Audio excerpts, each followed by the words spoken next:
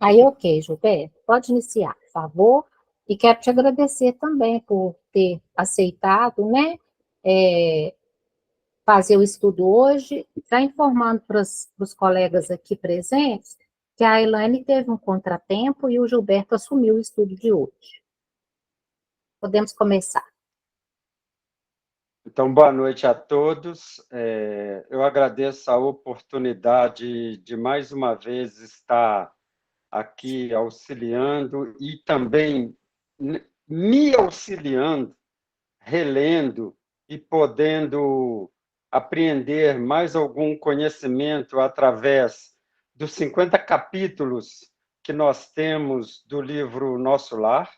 E este é o capítulo 42, a palavra do governador, e desde o dia que eu faltei, que foi o capítulo 40, onde o André Luiz encontra com Elisa, que tinha sido uma serviçal na casa dele, e eles tiveram um relacionamento, e logo depois teve também o capítulo onde o governador acalmou todo o nosso lar quando teve aquele burburinho pelo início da guerra, e, de uma forma magistral, todos voltaram aos seus afazeres.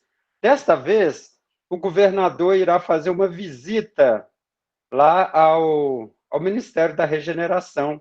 Vai dar uma palavrinha com os trabalhadores, né, do Ministério da Regeneração. Então, vamos à leitura.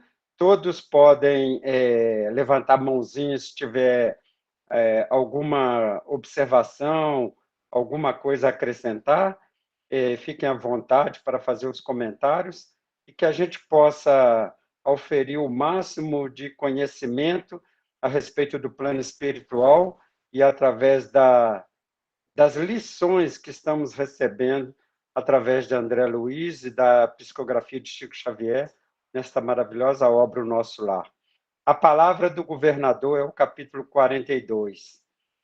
Para o domingo imediato à visita do Clarim, prometeu o governador a realização do culto evangélico no Ministério da Regeneração. O objetivo essencial da medida, esclareceu Narcisa, seria a preparação de novas escolas de assistência no auxílio e núcleos de adestramento na regeneração. Precisamos organizar, dizia ela, determinados elementos para o serviço hospitalar urgente. Embora o conflito se tenha manifestado tão longe, bem como exercícios adequados contra o medo. Contra o medo? Acrescentei admirado. Como não? Objetou a enfermeira atenciosa. Talvez estranhe, como acontece a muita gente, a elevada porcentagem de existências humanas estranguladas simplesmente pelas vibrações destrutivas do terror, que é tão contagioso como qualquer moléstia de perigosa propagação. Classificamos o medo como dos piores inimigos da criatura, por alojar-se na cidadela da alma, atacando as forças mais profundas. Observando minha estranheza, continuou: não tenha dúvida, a governadoria nas atuais emergências coloca o treinamento contra o medo muito acima das próprias lições de enfermagem. A calma é garantia do êxito. Mais tarde compreenderá tais imperativos do serviço. Vamos fazer uma pausa e vamos lembrar como que na nossa vida se processa essas colocações iniciais aqui desse capítulo referente ao medo.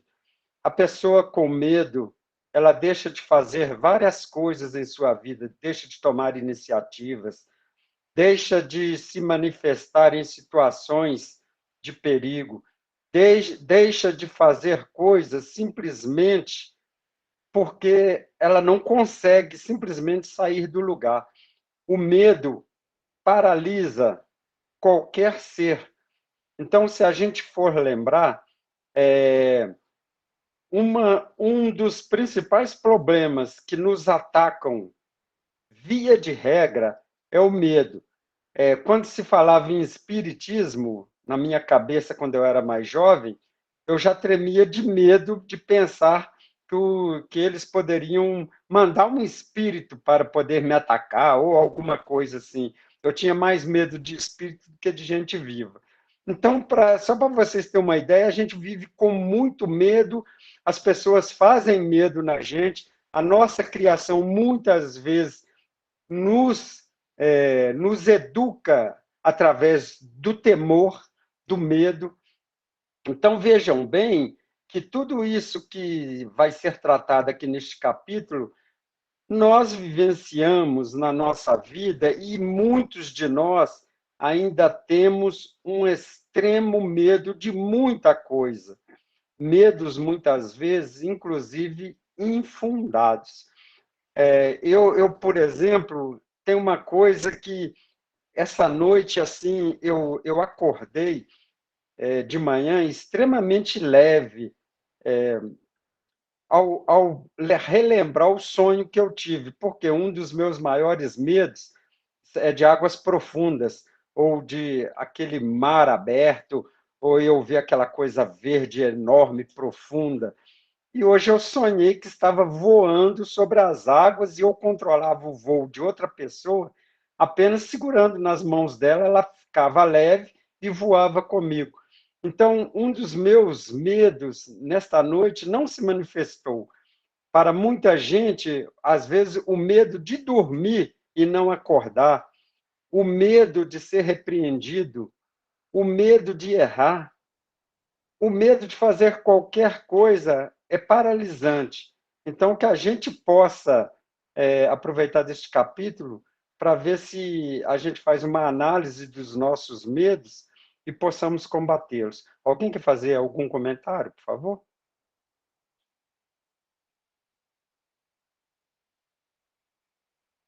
As duas podem falar. A Renata parece que foi primeiro. Vai, Renata. Não, foi a Rosa. Pode ir, Rosa. Então pode ir lá, Rosa. Deixa eu falar. Essa questão aí do medo, como você falou, Gilberto, realmente, né? A gente tem medo o tempo todo, para falar a verdade, né? Se a gente for, durante o dia, pensar nas possibilidades das coisas que podem acontecer conosco, com os nossos filhos, a gente acaba tendo medo mesmo. E a gente, escutando algumas coisas na internet, né? Tem uma extraterrestre que ela fala que o que atrapalha muito a nós aqui, terráqueos, é o medo. Porque nós temos tanto medo, que a energia, né, que a gente emana, ela é uma energia dificultosa, né, para tudo. E quando você fala aí, eu achei interessante, quando você diz sobre o medo, ele está relacionado né, a insegurança, o medo de errar, é a insegurança, eu acredito que também está ligado ao nosso orgulho, né, a nossa vaidade.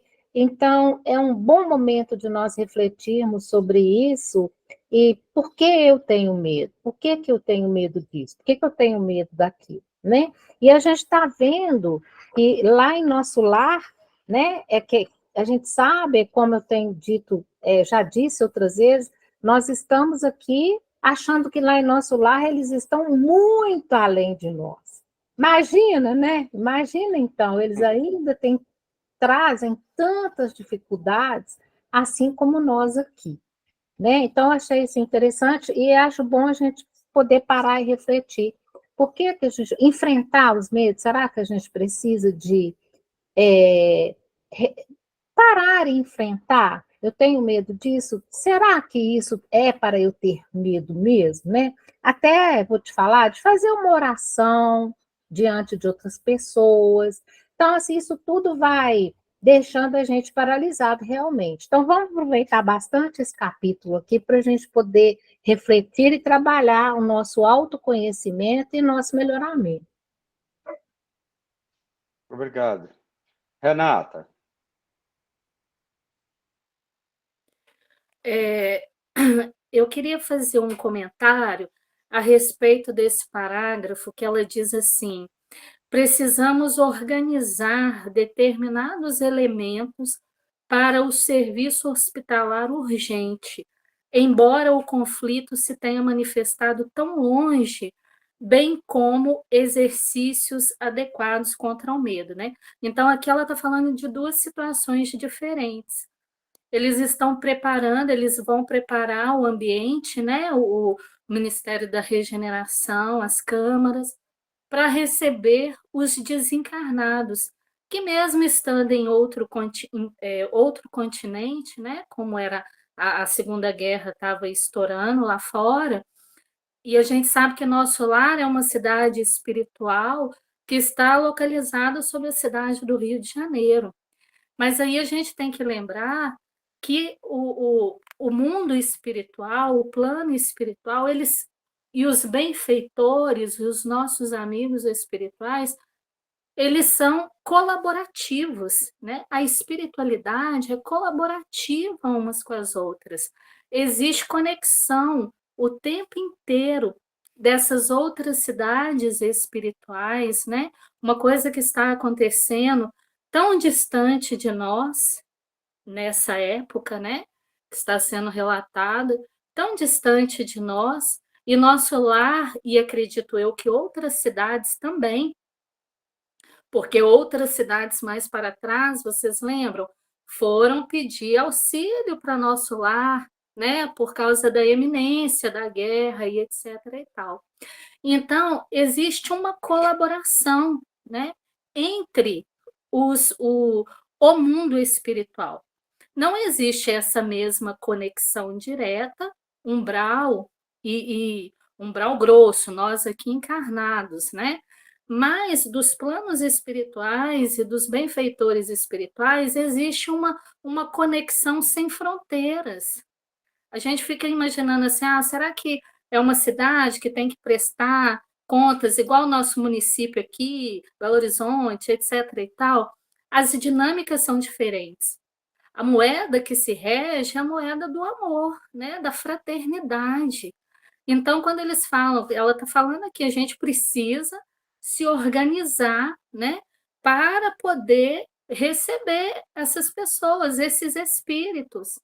E aí a gente vai lembrar que, como nós já lemos, ou quem já participou, né, de reunião mediúnica, sabe que muitas vezes se manifestam nas reuniões que nós estamos espíritos vinculados a alguma condição de guerra, de terror pelo mundo afora.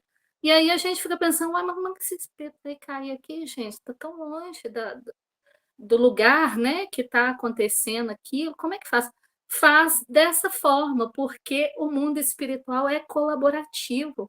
Os engenheiros siderais, né, esses espíritos valorosos, eles são colaborativos, então não existe uma dor isolada. Igual para nós aqui encarnados, a gente sofre ao saber que está acontecendo guerras e não é só uma, né? Não é só a da Ucrânia, existem outras, né? Outras situações. E a gente fica triste, a gente ora e muitas vezes a gente esquece, porque a gente está longe. Então a gente se mistura na nossa vida cotidiana e esquece as coisas que estão acontecendo mais distante de nós. Mas para o plano espiritual, isso não é uma regra, porque a regra é a fraternidade, né? Então, eu achei muito interessante para a gente observar isso. Não existe distância. A casa, a cidade espiritual que está sobre Lagoa Santa, ela se comunica, é integrativa e participante com a que está sobre Belo Horizonte, sobre a que está sobre o Rio de Janeiro, sobre São Paulo, Cuiabá, e por aí vai. Né? Todas essas organizações espirituais são fraternais, são fraternas, né? E outra coisa, quando ela fala sobre o medo, e aí ela diz aqui, né, que o medo é tão contagioso como qualquer moléstia de perigosa propagação. Aí a gente vai lembrar, por exemplo, que na pandemia, né, o terror se espalhou. A pandemia, a Covid era grave, gravíssima, óbvio, né? Isso é inegável, não tem nem que se discutir. Mas o pavor que gerou através disso, né? As situações desordenadas, desorganizadas, de um medo, uma coisa pavorosa, né? Como se estivesse escapando das nossas mãos um poder imaginário, né? Que a gente tem de controlar a vida e a morte. A impressão que se tinha era que estava sendo retirado do nosso controle, um controle que nós não temos. Então, assim, existem medos, existem distúrbios de perturbação na categoria dos medos, que elas são assim muito, muitíssimo mais perniciosas do que a própria doença física, né? Aqui a gente não está falando, né, gente, de medos, medos que são naturais da gente ter e que são de autopreservação. Porque se a gente se observar sem medo nenhum, zero medo sobre nada, a gente precisa buscar tratamento psiquiátrico, que a gente não está bem, porque o medo, né, a precaução, aquela avaliação de autopreservação, de cuidado, de ser previdente na vida e diante dos feitos cotidianos, é imprescindível. A gente não vive sem isso, gente. Não vive. Então, não é desse medo. Ah, eu estou com medo porque eu vou fazer um, um estudo e eu tenho medo de esquecer e dar um branco e não sair nada. Isso é ansiedade, né? Que a gente dá o nome de medo. Ele é válido? É válido. Por quê? Porque você tem que estudar, você tem que se preparar, né? Para poder fazer umas anotações. Se ficar medroso, se ficar com a voz embargada, fala, gente, por favor, me desculpe, eu estou nervoso, eu estou nervosa. É a minha milésima vez fazendo isso, mas eu ainda não estou confortável. E falar sobre isso, mas são medos naturais, né? Aqui ela está falando de coisas que levam a um medo destrutivo, muito mais virulento do que qualquer outra cepa de contaminação que possa existir. Então, a gente vê que diante de determinadas situações, né?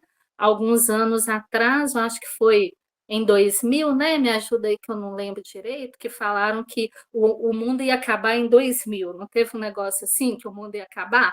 Que estava lá no calendário dos maias e de um povo antigo, asteca, assim, um povo antigo que falou que ia todo mundo morrer. Gente, teve pessoas que se mataram por causa desse medo. Mas por que elas fizeram isso, gente? Se ia morrer todo mundo, mas é um medo impensado, uma coisa incalculável que tira toda a razão da pessoa, né? Então, assim, são terror, porque o terror é um grau a mais do medo. Então, Rosa citou medos, né? Um tipo de medo, o Gilberto citou outro, e aqui ela fala terror. O terror é dois mais, né? Dois mais do medo. Então, é um medo plus. É uma coisa assim muito mais, é muito virulento. E ela chama, né, a nossa atenção, e foi válido, e é válido a gente fazer, prestar atenção sobre isso e observar como que isso aqui vai ser tratado e qual o proveito que a gente pode tirar disso. Porque vamos pensar que ter medo é saudável? Ter medo é saudável, tá? Não tem nada de errado ter medo, não. Ah, eu tenho medo de altura, eu não vou saltar de paraquedas. Porque vai que o paraquedas não abre, eu vou morrer, tá? Mas se ele abrir, eu corro o risco de ter um infarto também. É justo eu ter medo? É justo eu ter medo, mas nada me impede de ir, tendo os cuidados, fazendo um check-up, coisas assim.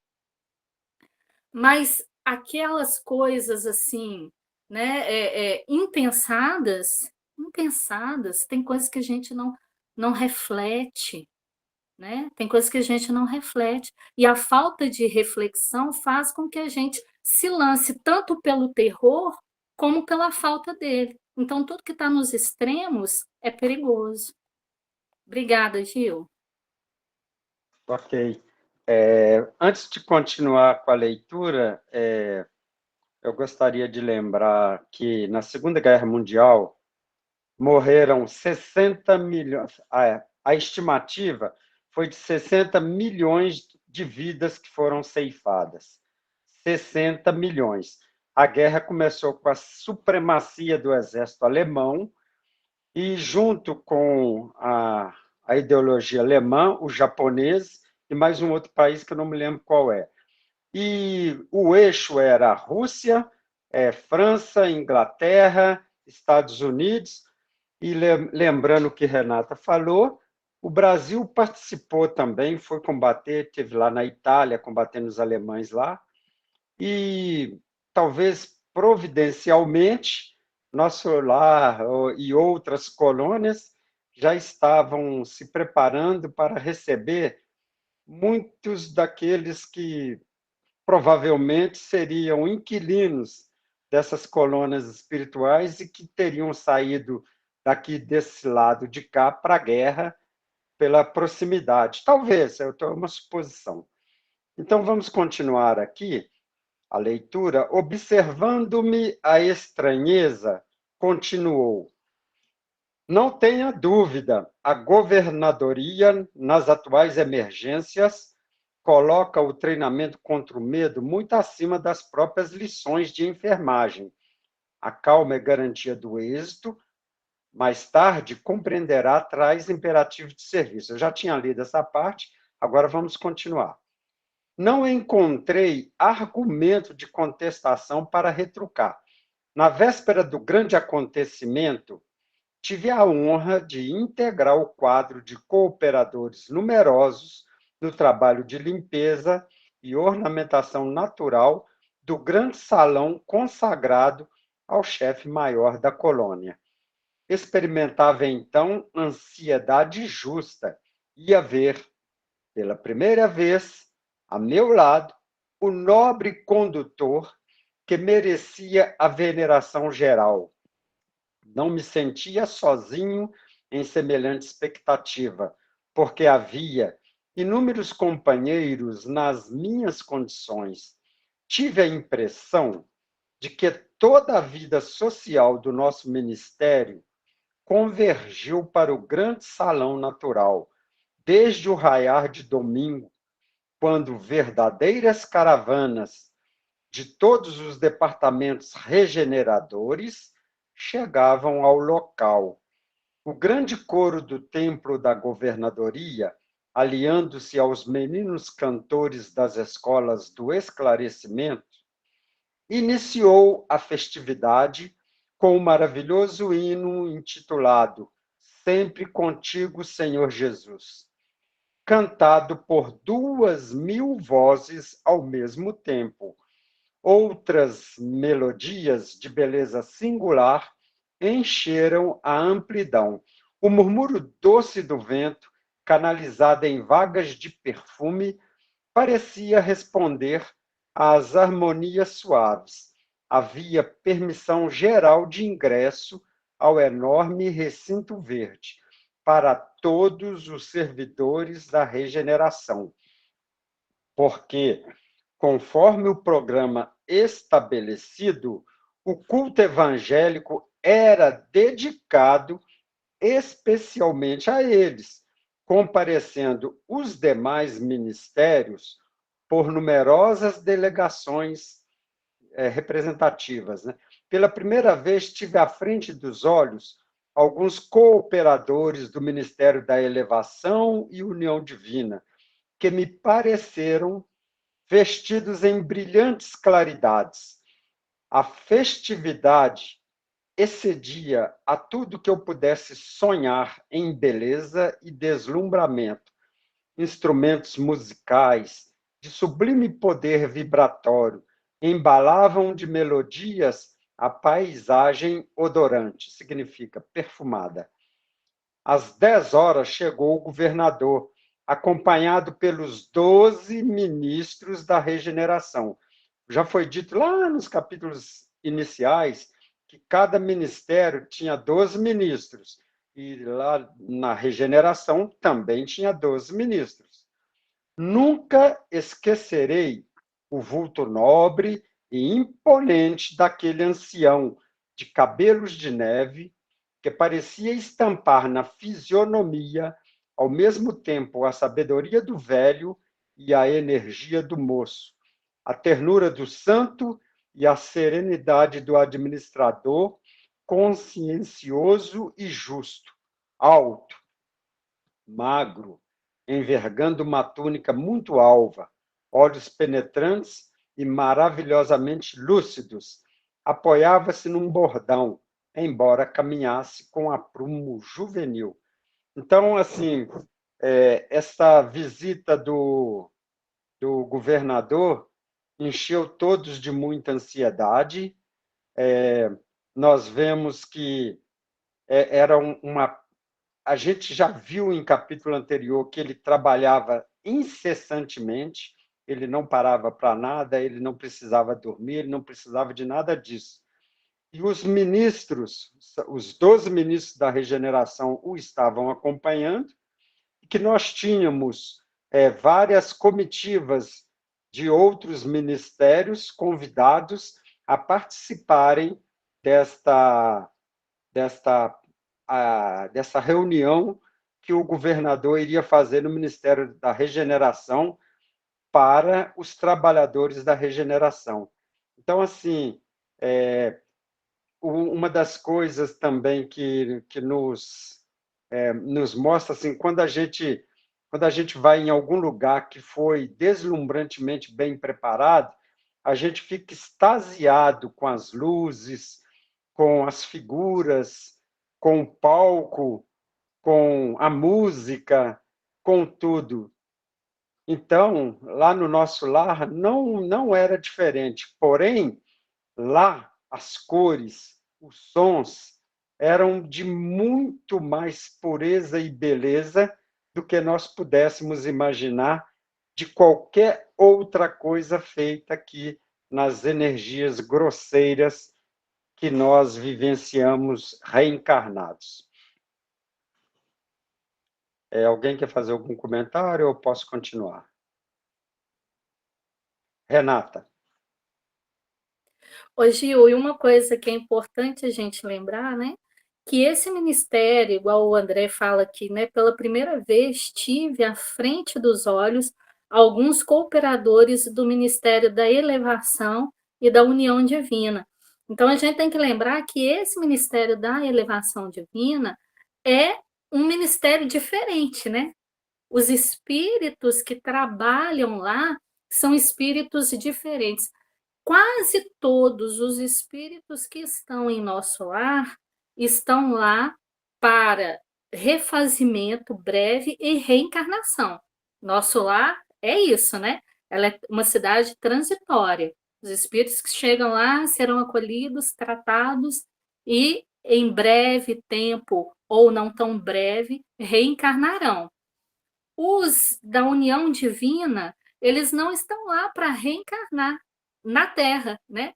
Eles são preparados para alçar para outros planos, para altiplanos. Então, são espíritos diferentes, o da união divina, né?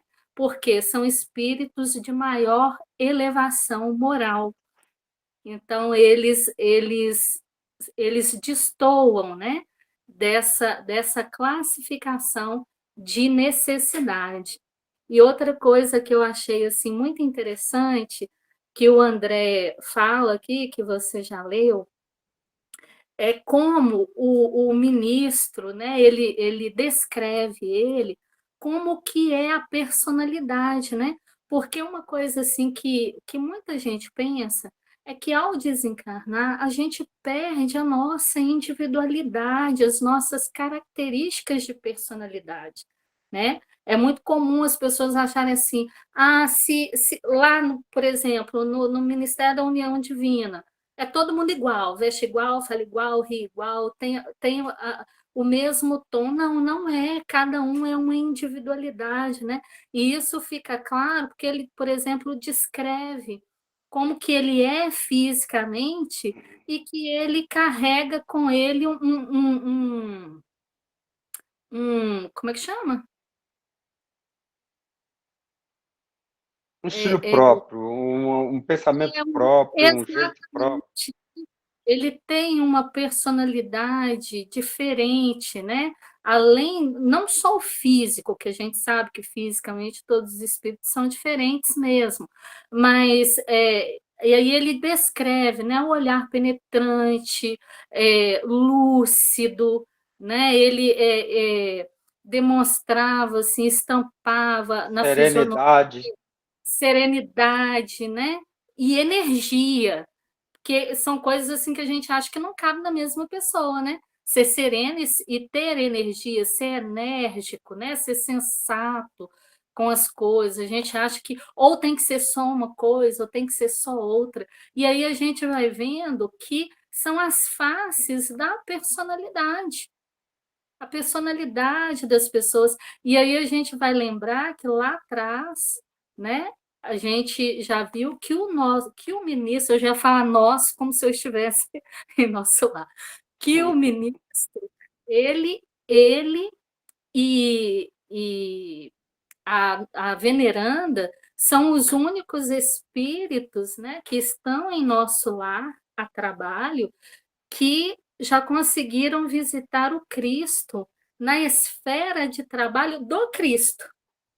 É muito diferente, né? Porque se Jesus descer e a gente estiver em trabalho e Jesus caminhar aqui entre a gente, porque ele caminha, isso é perfeitamente comum, normal de acontecer, né? Os tarefeiros que estão em trabalhos, em lugares de necessidade, seja com os encarnados, sejam com os desencarnados, vão de alguma forma, podem trombar com Jesus, né? Você vai fazer um socorro num vale aí de necessitados, você pode trombar com Jesus. É diferente o movimento de Jesus descer para um espírito subir, né? Então aí a gente vê a diferença moral e intelectual desses espíritos, né? No caso do governador aqui. Obrigada, Gil. Continuando a leitura, satisfazendo-me a curiosidade, Salustio informou: o governador sempre estimou as atitudes patriarcais, considerando que se deve administrar com amor paterno. Sentando-se ele na tribuna suprema, levantaram-se as vozes infantis, seguidas de harpas caridosas, entoando o hino A ti, Senhor, nossas vidas. O velhinho enérgico e amorável passeou o olhar pela assembleia compacta, constituída de milhares de assistentes. Em seguida, abriu um livro luminoso que o companheiro me informou ser o Evangelho de nosso Senhor Jesus Cristo. Folheou atento e depois leu em voz pausada. E ouvireis falar de guerras e de rumores de guerras. Olhai, não vos assusteis, porque é mister que isso tudo aconteça, mas ainda não é o fim. Palavra do Mestre em Mateus, capítulo 24, versículo 6. Volume de voz consideravelmente aumentado pelas vibrações elétricas. O chefe da cidade orou comovidamente, invocando as bênçãos do Cristo, saudando em seguida os representantes da união divina, da elevação, do esclarecimento, da comunicação e do auxílio, dirigindo-se com especial atenção a todos os colaboradores dos trabalhos de nosso ministério. Impossível descrever a entonação doce e enérgica, amorosa e convincente daquela voz inesquecível, bem como traduzir no papel humano as considerações divinas do comentário evangélico, vazado em profundo sentimento de veneração pelas coisas sagradas, finalizando em meio de respeitoso silêncio, dirigiu-se o governador de maneira particular aos servidores da regeneração, exclamando, mais ou menos nestes termos: é para vós, irmãos meus, cujos labores se aproximam das atividades terrestres, com mais propriedade, que dirijo o meu apelo pessoal, muito esperando da vossa nobre dedicação. Elevemos ao máximo nosso padrão de coragem e de espírito de serviço. Quando as forças da sombra agravam as dificuldades das esferas inferiores, é imprescindível acender novas luzes que dissipem na terra as trevas densas.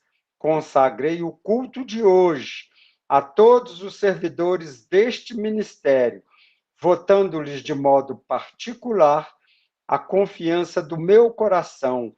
Não me dirijo, pois, neste momento, aos nossos irmãos cujas mentes já funcionam em zonas mais altas da vida, mas a vós outros, que trazeis nas sandálias da recordação os sinais da poeira do mundo, para exalçar a tarefa gigantesca. Nosso lar precisa de 30.000 servidores adestrados no serviço defensivo, 30.000 trabalhadores que não meçam necessidade de repouso, nem conveniências pessoais, enquanto perdurar nossa batalha com as forças desencadeadas do crime e da ignorância. Haverá serviço para todos nas regiões de limite vibratório entre nós e os planos inferiores, porque não podemos esperar o adversário em nossa morada espiritual. Eu vou parar aqui nessa morada espiritual. Aqui o André Luiz realça os traços nobres, a feição meiga, mas vocês notem pela palavra do governador a firmeza com que ele fala, e ele concita a todos a elevar o padrão vibracional, colocando coragem e espírito de serviço. Gostei muito dessa parte onde a Renata comentou antes e agora tá dito aqui. O nosso lar realmente é uma estância de passagem, vamos dizer, de passagem rápida, para espíritos que ainda estão, como a gente fala, precisando ir e voltar várias vezes para o plano encarnado e voltando para o plano desencarnado em várias lições de aprendizagem. Então, a gente traz, conforme o governador falou aqui, com uma sabedoria imensa, ainda nos nossos calçados, a poeira, né? A poeira da nossa passagem pelo planeta, e temos todas as possibilidades de sermos mais funcionais em termos vibracionais com aqueles que estão precisando ser socorridos rapidamente, e que a gente possa, do jeito que ele está falando ali, aumentar a nossa vibração. Agora que eu fui falar isso, eu lembrei que quando a Renata fez o comentário anterior, eu queria me lembrar de uma outra coisa. a gente tinha falado ali atrás de guerras, mas nós vivemos num país que, sem dizer que está em guerra, morre tanta gente como se estivesse em guerra, em, nessas, nessas grandes cidades, no campo, em tudo enquanto é lugar. Na América Latina, quantas guerras escondidas. Na África, nós temos países que o próprio povo vive povo da mesma raça, guerreando-se entre si pelo poder político. Não é só Gaza, não é só Ucrânia, são muitos países pelo mundo afora que têm guerras que não estão escondidas, mas que são poucos mencionadas. Imaginem vocês, por esta exaltação que o governador fez para os trabalhadores do Ministério da Regeneração, de isto só da cidade Nosso Lar. Imagine de todas as outras cidades, com tantos trabalhos, com todas estas pessoas, com todos esses espíritos que aportam no plano espiritual por motivos muito parecidos, muito semelhantes a verdadeiras guerras.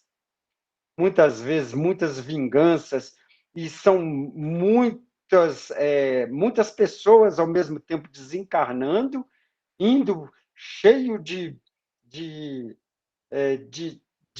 falta de sintonia com o mundo espiritual, aportando lá em total desespero, ódio, necessitando de auxílio, e vão para essas mini câmaras de regeneração para poder serem recuperados em parte fisicamente, em parte mentalmente, para poder ter que encarar nova reencarnação e poder, com isso, trabalharem de novo o seu espírito para, em situação, virem melhores para as outras existências. Ô, Rosa, pode falar agora.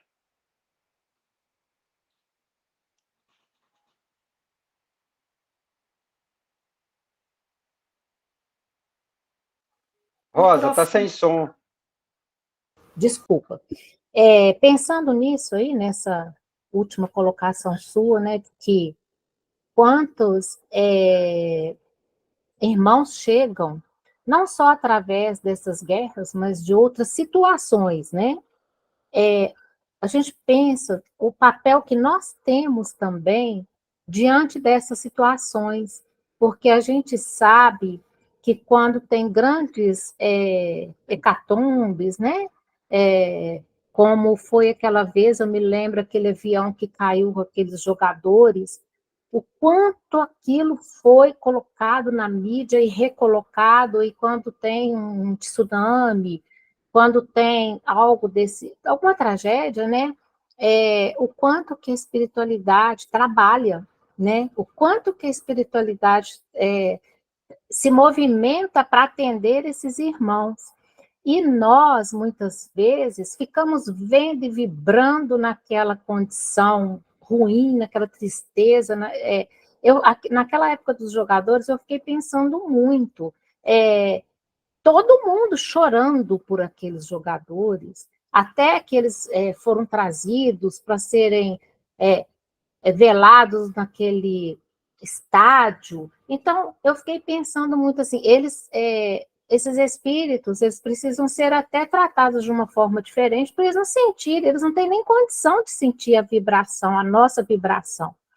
Então, assim, a gente procurar, aprendendo essas questões, no momento dessas hecatombes, dessas tragédias, das guerras, a gente não ficar vibrando naquilo que a gente está vendo na televisão, né? A gente se informar e pronto, assistiu, e começar a vibrar energia, amor, luz, para que a espiritualidade tenha condição de trabalhar nesses resgates, né, Gilberto?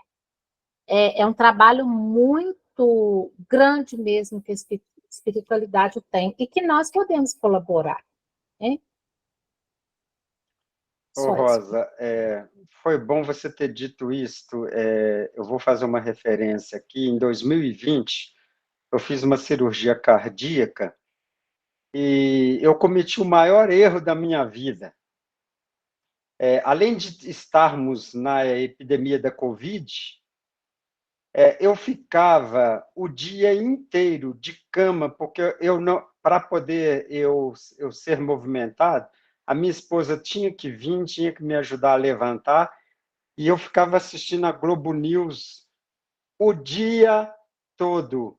Vocês imaginam como é que a minha mente ficou poluída? O que a Rosa falou aqui, gente, é de extrema importância para nós. A nossa, nós somos verdadeiras usinas geradoras de um campo magnético infinito de energia vibracional. Então, a gente manda um fluxo de pensamento para tudo enquanto é lado. E quando a gente recebe notícias ruins, e a gente entra numa espécie de sintonia e logo em ressonância com aquelas vibrações horríveis, e a nossa vida fica ruim exatamente por causa disso. Então, quando a gente assiste uma programação ruim, quando eu falo ruim, é deprimente, eu não estou querendo execrar nenhum canal de televisão. Eu estou querendo dizer que quando a gente assiste canais de notícias de crimes, notícias de coisas ruins, de acidentes, a gente, o tempo todo, parece que a coisa é trazido para dentro da nossa casa. E essas vibrações são tão negativas que afetam até o nosso próprio pensamento e nos induz a ficarmos pessimistas, a ficarmos tristes. Então, é muito importante que nós canalizemos as nossas energias através da coragem para sair desse medo que o governador veio fazer essa palestra e esse chamamento, para que nós também nos lembremos disso, que quando a gente estiver vendo muita coisa ruim acontecendo, é porque a gente está no canal errado, que a gente possa ressintonizar e nos sentirmos melhores, principalmente quando a gente vai num culto, ou na casa espírita, ou quando a pessoa é de outra religião, vai na sua própria religião, no seu próprio culto, ou a gente procura um livro. Por que eu não fiquei lendo? Não, fui ficar ligado na frente de uma televisão, só escutando notícias ruins. A gente jamais deve fazer isso. De vez em quando a gente deve fazer como é que fala? Arrancar os tubos dessas mídias de celular, de algumas coisas, e ficar focado em notícias melhores. Continuando aqui, que o tempo já está esgotando, nas organizações coletivas, é forçoso considerar a medicina preventiva como medida primordial na preservação da paz interna. Isso que a gente acabou de falar agora. Somos, em nosso lar, mais de 1 milhão de criaturas devotadas aos desígnios superiores e ao melhoramento moral de nós mesmos. Seria caridade permitir a invasão de vários milhões de espíritos desordeiros? Não podemos, portanto, hesitar no que se refere à defesa do bem. Sei que muitos de vós recordais, neste instante, o grande crucificado. Sim, Jesus entregou-se à turba de amotinados e criminosos, por amor à redenção de todos nós, mas não entregou o mundo à desordem e ao aniquilamento. Todos devemos estar prontos para o sacrifício individual, mas não podemos entregar nossa morada aos malfeitores. Lógico que a nossa tarefa essencial é de confraternização e paz, de amor e alívio aos que sofrem. Claro que interpretaremos todo mal como desperdício de energia e todo crime como enfermidade da alma. Entretanto, nosso lar é um patrimônio divino que precisamos defender com todas as energias do coração. Quem não sabe preservar não é digno de usufruir. Quem não sabe preservar não é digno de usufruir. Preparemos, pois, legiões de trabalhadores que operem esclarecendo e consolando na terra, no umbral e nas trevas, em missões de amor fraternal. Mas precisamos organizar neste ministério, antes de tudo, uma legião especial de defesa que nos garanta as realizações espirituais em nossas fronteiras vibratórias.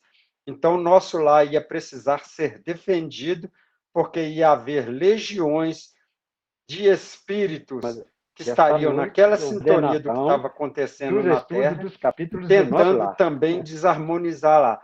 E o governador, já sabedor de antemão disso, já foi lá em nosso lar, já para poder preparar, já dar início à preparação desses trabalhadores que iriam defender nosso lar dessa turma de desordeiros que tentariam invadir ou fazer alguma coisa contra a cidade. E, ao mesmo tempo, preparar aqueles que iriam sair de nosso lar para fazer vamos dizer assim, a recepção ou buscar aqueles que estivessem em condições de serem atendidos para levar para nosso lar, para serem tratados e poderem fazer o segmento no seu aprimoramento espiritual e recuperação do seu perispírito. Assim, continuou a discorrer por longo tempo, encarecendo providências de caráter fundamental, tecendo considerações que jamais conseguiria eu aqui descrever, que é o que o André Luiz está dizendo. Ultimando os comentários, repetiu a leitura do versículo de Mateus, invocando de novo as bênçãos de Jesus e as energias dos ouvintes, para que nenhum de nós recebesse dádivas em vão. Comovido e deslumbrado, ouvi as crianças entoarem um hino que a ministra veneranda intitulara A Grande Jerusalém. O governador desceu da tribuna sob vibrações de imensa esperança, e foi então que brisas cariciosas começaram a soprar sobre as árvores, trazendo, talvez de muito longe, pétalas de rosas diferentes em maravilhoso azul que se desfaziam de leve ao tocar nossas frontes, enchendo-nos o coração de intenso júbilo. Então, nesse capítulo, esse finalzinho aqui, eu não sei se... Eu não me lembro se é aqui, se é um pouco mais para frente, vai ter aquela prece lá nas câmaras, e essas pétalas também descem e vão mexendo com todo o fluido energético daqueles que estão sendo tratados. E a gente imagina, quando a gente recebe um passe, né? Quando a pessoa muito necessitada de um passe recebe aquele influxo energético e sente que novas energias estão adentrando pelo seu corpo afora, lhe produzindo aquele bem-estar. Então, o governador, ao levantar e ao fazer isso, a quantidade de pétalas de rosas vindo de não se sabe de onde, caindo sobre todas aquelas pessoas, produzindo esse enorme bem-estar. Esse capítulo ele é muito didático nesse sentido do governador ir concitar os trabalhadores a assumir funções, aqueles que ainda não estivessem trabalhando, iriam precisar trabalhar, porque o nosso lar iria passar por grande tumulto, com a quantidade enorme, né, de espíritos a serem cuidados por todos os trabalhadores. e fica para nós essa lição de que nós, aqui, quando vamos para a nossa casa espírita, ou as igrejas fazem os seus cultos, como que a gente está, né, numa mesma tentativa, através das nossas energias, dos nossos fluidos, mudando o ambiente naquele bairro, no nosso lar, nos locais onde a gente vive, para que essas energias sejam melhores do que em outros lugares onde pouco se tem o cuidado com a oração, o cuidado com a prece, o cuidado com o espiritual. Que a gente possa usar da espiritualidade, do espiritual, para melhorar o ambiente onde nós vivemos, onde nós convivemos, para que as pessoas sintam harmonia, sintam paz, que a gente sempre leve muita paz a todos os ambientes onde nós frequentamos. Quem quiser fazer mais algum comentário, está aberto. Ô, Gil, eu queria te fazer uma pergunta, porque a hora que você estava explicando, meu telefone perdeu o som, então eu não sei se você falou sobre isso. Essa passagem de Mateus 24:6 é o Sermão do Monte? Não é? Falar a verdade, eu não sei. É, por- Eu li essa passagem aqui, eu não pesquisei a passagem. é porque me deu essa curiosidade, porque olha só, lá nessa época em nosso lar, né, no início É lá, 1939. no início lá que está se dando a guerra, né, o ministro traz essa passagem, essa leitura do Evangelho de Mateus, e aí a gente vai ver que eles já estavam, né, apacentando a nossa alma, o nosso coração para as coisas que viriam, né? Viriam. Todas essas coisas aqui que está nesse capítulo e nesse versículo, elas estão se dando ainda hoje, né? Ainda hoje, ó, ouvireis falar de guerras e de rumores de guerras. Olhai, olhai, não vos assusteis, porque é mister que isso tudo aconteça, mas ainda não é o fim. Então, assim, tinha tanta coisa a acontecer e ainda tem tanta coisa a acontecer, e a gente tem a falsa ilusão de que a gente tem controle sobre as coisas, né? Que o mundo, que Deus perdeu o controle de tudo, né? Alguma coisa aconteceu, deu errado para ele, perdeu o controle, e que o que tem esse controle está sobre as nossas mãos. E aí vem um desencarne e a gente não está preparado. A gente não está preparado para os desencarnes das pessoas que a gente ama e nem para o nosso próprio. Aí a gente desencarna e a gente chega em nosso lar e aí é obrigada a ouvir isso aqui, ó, que eu achei muito interessante. Me desculpa se você falou sobre isso, eu não ouvi, tá? Então você me permite, que eu achei muito, Pode falar. muito bacana, que ele fala assim: nosso lar precisa de 30.000 servidores adestrados no serviço defensivo, 30.000 trabalhadores que não meçam necessidade de repouso, nem conveniências pessoais, enquanto perdurar nossa batalha com as forças desencadeadas do crime e da ignorância. Então, quer dizer, ele já está dizendo assim, gente, nós precisaremos de servidores que não fiquem contabilizando hora extra, que não peça descanso, porque as dores são muitas, os sofrimentos são muitos. Nós não podemos parar para descansar enquanto pessoas gemem, enquanto sofrimentos são latentes. Então, eu convido ao trabalho todo espírito que é desprendido da necessidade de folga.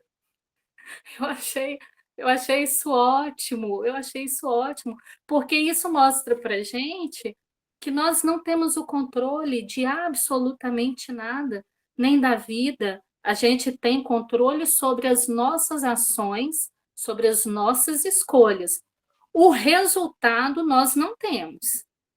Então, a gente tem que pensar em como a gente obra na nossa vida, né? Porque o resultado a gente não tem controle sobre ele. Pode dar muito certo, o que será muito bom para nós, e dependendo da largada, pode dar muito errado. E aí a gente chega no plano espiritual com disposições que a gente viu no capítulo passado, André e Tobias, foi com Tobias, né? Conversando, observando a conversa dos trabalhadores. Então, tinha gente preocupado, né, em como seria o decorrer dos seus serviços, se ia prejudicar os projetos de um ou de outro. Então, a gente vê que a gente desencarna, a gente não vira, não tem como virar anjo. Não existe, Emmanuel já colocou isso para a gente, já jogou isso por terra. Ninguém avança assim, a natureza não salteia, ela é contínua. Então, a gente observa que numa cidade espiritual, como ele fala aqui, com mais de 1 milhão de moradores, né? Ele precisa de 30 mil servidores que não fiquem contabilizando hora extra e pedindo descanso. Porque isso é a nossa cara, né? A gente nem pegou o serviço, a gente quer saber o dia que a gente tem folga. É a nossa cara fazer isso. Então, eu achei muito bacana. Você me Isso desculpa, mesmo. você comentou, eu não ouvi, tá? Ok. Ô, Rosa, com você mesmo. É, eu acho também, Renata, pegando esse gancho aí que você falou, a gente não só tem a mania de querer saber do dia do descanso e da hora extra, e de etc, etc, como também a gente, às vezes, deixa sempre para o outro, né? Ah, vai ter alguém que vai aparecer, vai ter alguém que vai se oferecer, eu vou ficar aqui, vou esperar um pouco, né?